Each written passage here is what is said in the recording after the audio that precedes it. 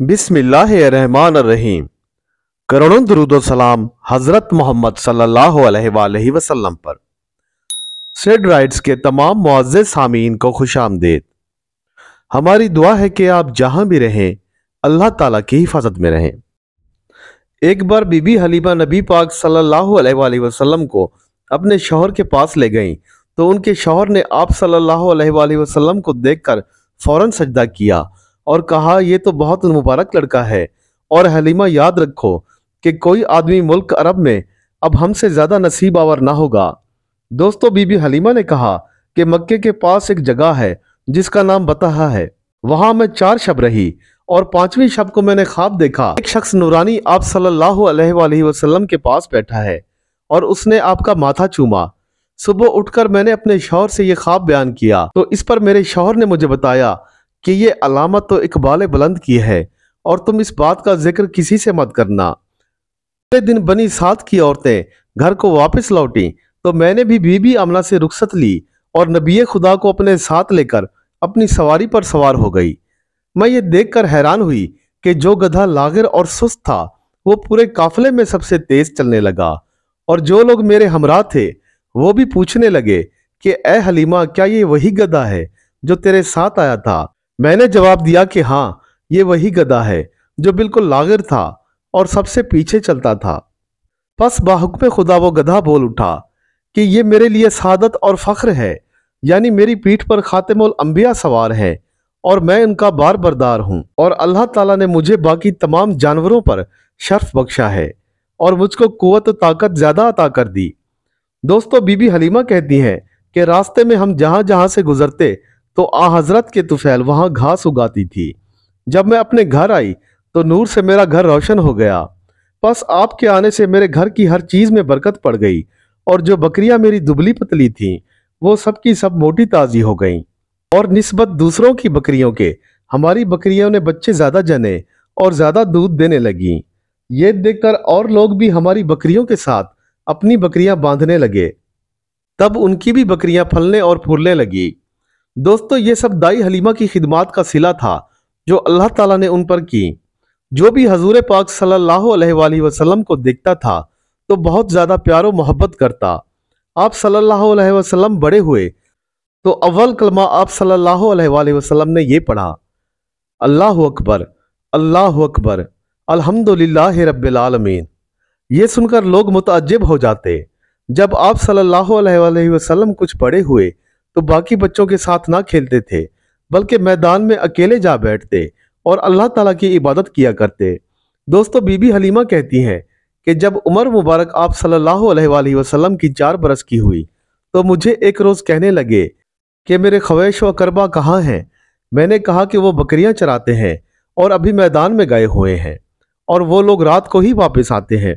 ये बात सुनकर रसूल खुदा कुछ रोने लगे और बोले कि मैं यहाँ अकेला नहीं रुकूंगा, तो मुझे अपने ख्वेश व कारब की तरफ भेज दो। फिर मैं आप सल्लल्लाहु अलैहि वसल्लम को प्यार करने लगी और बहलाया। फिर मैंने आपको तैयार किया और आपके बालों में तेल लगाया और एक पैरहन पाकीज़ा पहनाकर और आपके हाथ में एक छड़ी देकर अपने बेटों के साथ मैदान में भेजा ताकि आप वहां जाकर खेलें। और फिर इस तरह वो हर रोज मैदान में जाते और बहुत खुश रहते थे। एक दिन जब आप सल्लल्लाहु अलैहि वसल्लम मैदान में गए तो कुछ देर के बाद मेरा एक लड़का डरा हुआ और आंसू बहाता हुआ घर में दाखिल हुआ। मैं उसको देखकर घबरा गई और बोला कि क्या हुआ? वो बोला, ए अम्मा जान, जल्दी चलो और चलकर मोहम्मद को देखो। मैंने उससे पूछा कि क्या हुआ? इस पर वो बोला कि हम सब भाई खेल रहे थे कि उस वक्त एक शख्स वहां अचानक से जाहिर हुआ और मोहम्मद सल्लल्लाहु अलैहि वसल्लम को पहाड़ पर ले जाकर लिटा दिया और फिर उसका पेट छाती से नाफ तक चीर डाला, और मैं ये सब अपनी आंखों से देख कर आया हूं। पता नहीं कि मोहम्मद अब तक जिंदा भी होंगे या नहीं। दोस्तों, अक्सर रिवायतों में है कि वो शख्स हजरत जिब्राइल अलैहिस्सलाम थे, और बाज़ रिवायतों में यह है कि 2 फरिश्ते जो जानवर की शक्ल में आए थे उन्होंने नबी पाक का सीना मुबारक चाक किया और अंदर से जो खून मुर्दा सियाह था निकाल डाला और कहा कि यह खून सियाह जहर शैतान है और हर इंसान के दिल के अंदर यह खून रहता है, लेकिन अब से वसवसा शैतान आपके दिल पर असर नहीं करेगा। फिर दिल मुबारक को धोकर उसी जगह पर रख दिया और सीना मुबारक बंद कर दिया। اور मोहर खातिमुल नबीन की आपके मोढ़ों के दरमियान लगा दी। बस बीबी हलीमा कहती हैं कि मैं दौड़ती हुई गई और जाकर देखती हूँ कि आप सल्लल्लाहु अलैहि वसल्लम एक पहाड़ पर आराम से बैठे हैं और आसमान की तरफ अपना मुंह करके मुस्कुरा रहे हैं। मैंने जाते ही उनके सर मुबारक को चूमा और कहा कि ऐ मेरी जान, मैं तुम पर कुर्बान जाऊं, मुझे बताओ कि तुम्हारे साथ क्या गुजरी। ये सुनकर आप अलैहिस्सलाम ने सारा माजरा बयान कर दिया।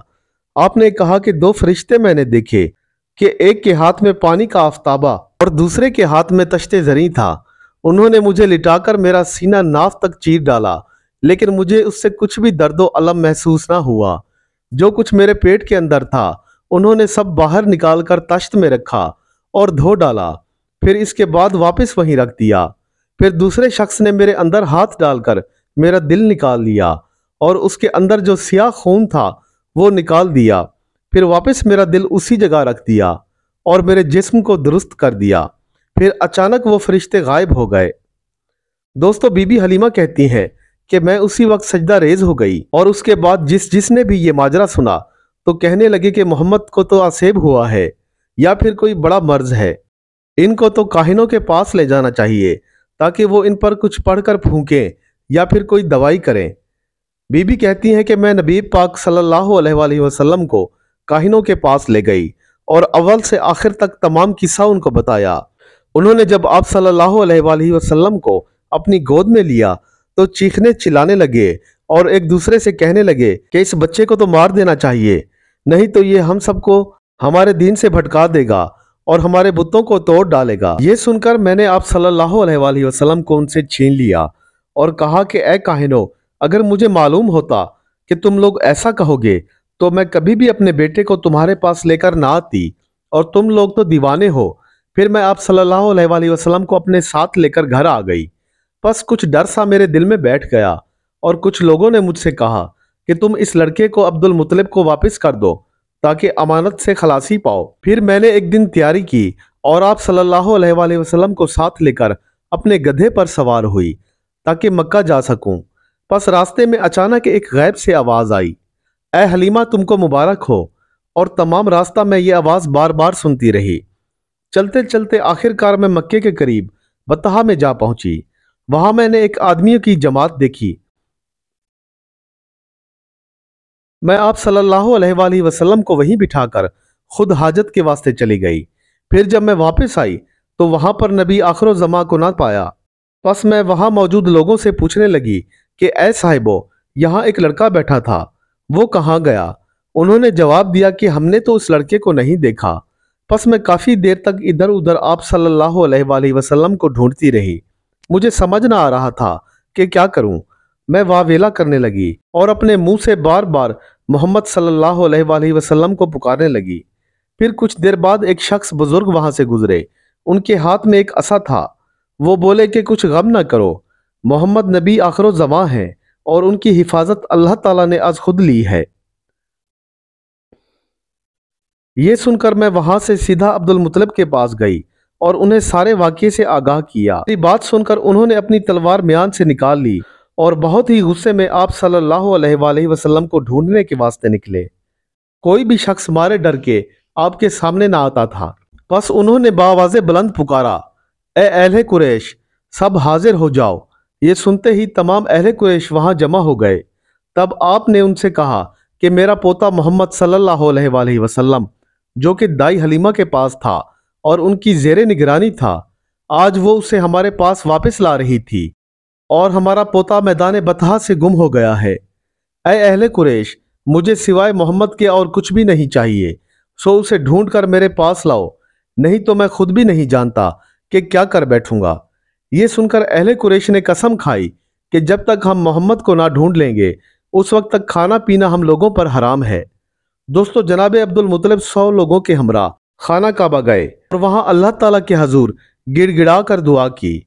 इसके बाद आप अपनी जमात के साथ ढूंढते ढूंढते बतहा जा पहुंचे। आप लोगों ने देखा कि दरख्त के नीचे एक निहायत ही मासूम और खूबसूरत सा बच्चा बैठा अल्लाह की इबादत कर रहा है। उस वक्त हजरत अब्दुल मुत्तलिब के साथ नौफल और मसूद भी थे। मसूद ने जाकर उस लड़के से पूछा कि ऐ लड़के, तुम कौन हो? तब आप सल्लल्लाहु अलैहि वसल्लम ने फरमाया کہ میرا نام محمد ابن عبداللہ ابن عبد المطلب ابن ہاشم ابن عبد المناف ہے۔ یہ سنتے ہی آپ کے دادا نے آپ کو گود میں اٹھا لیا اور مکے میں لے آئے۔ دوستو، مکے کے شہر کے جتنے بھی قریشی تھے انہوں نے آن حضرت کے آنے پر خوشیاں منائی، اور بی بی حلیمہ نے آپ کو دیکھتے ہی اپنے سینے سے لگایا اور بہت پیار کیا۔ بی بی حلیمہ کہتی ہیں کہ عبد المطلب نے مجھے بہت سارا انعام و اکرام دے کر اور مجھے خوش کر کے واپس اپنے گھر کی طرف رخصت کیا۔ پیارے دوستو، ایک بار درود پاک پڑھ کر نبی کریم صلی اللہ علیہ وآلہ وسلم کی روح مبارکہ کو ہدیہ کر دیں۔ ہمارے چینل کو سبسکرائب کرنا نہ بھولیں تاکہ آپ کو تمام ویڈیوز بر وقت ملتی رہیں۔ کل تک کے لیے اللہ حافظ۔